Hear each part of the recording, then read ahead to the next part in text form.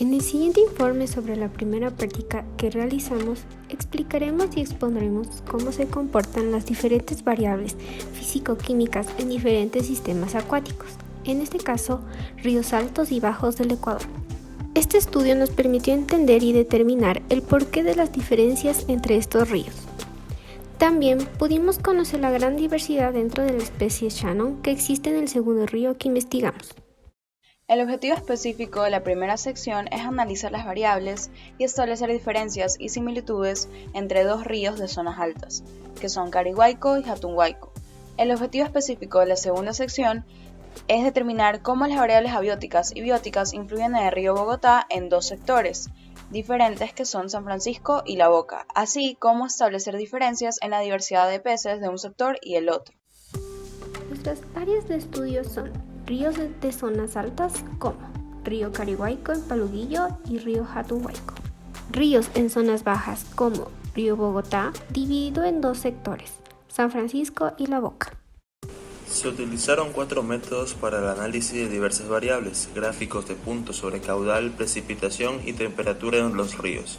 De igual manera, se estableció un índice de correlación de Pearson para determinar si el caudal del río aumenta, disminuye o no se relaciona con el aumento de la precipitación.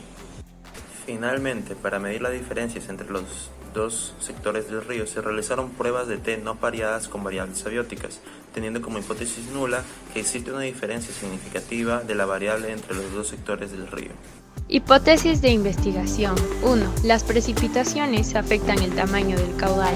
2. Las variables abióticas en los sectores del río Bogotá afectan a la diversidad de peces. Con ayuda de gráfica de puntos y el cálculo del índice de correlación se establecieron semejanzas y diferencias entre los dos ríos en cuanto a sus variables, temperatura, caudal promedio y precipitaciones. Como diferencias tenemos que el río de Jatunhuayco tiene un menor tamaño a comparación del otro río. Además, las precipitaciones son muy variadas. Realmente solo coinciden entre los meses de marzo y junio, que es la época húmeda, pero en los demás meses del año las precipitaciones forman picos.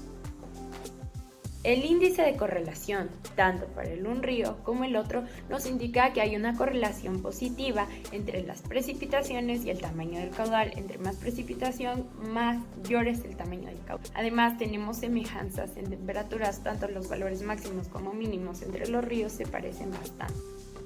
En la segunda sección de los dos sectores del río Bogotá, se encontró una mayor diversidad de especies en el sector de La Boca, según el índice de diversidad de Shannon, con un valor de 2.07 que significa una diversidad normal para la zona. Además, no se encontraron diferencias significativas entre las variables abióticas de pH, oxígeno disuelto, conductividad y concentración de cromo, por lo que no se puede establecer una relación directa entre la diversidad de peces y los factores ambientales dentro del río. Esto se debe a la falta de análisis en más variables abióticas que permiten la vida y diversidad dentro del río. Con respecto a la sección 1 se comprueba la hipótesis y esto lo vemos con el índice de correlación, el cual es positivo. Además, la gráfica muestra un crecimiento dependiendo del mes, teniendo mayores resultados del mes de marzo a junio, que es la época húmeda. De acuerdo a la sección 2, no se comprobó que existe una relación entre las variables abióticas con la diversidad de peces. Los cálculos demostraron que no hay diferencias significativas y por lo tanto no se puede establecer una relación directa. Como conclusiones, tenemos que se cumplió el objetivo de la primera sección, ya que se pudo analizar las variables y establecer diferencias y similitudes entre dos ríos de zonas altas. El objetivo de la segunda sección también se cumplió, puesto que se determinó las variables que influyen en el río Bogotá en diferentes sectores y también se observó las diferencias de especies de peces que hay y cómo interactúan entre ellos. Por último, el objetivo general de esta práctica se logró con eficiencia debido a que se obtuvieron las características y también cuáles de ellas influyen más en estos tres ríos altos y bajos del Ecuador.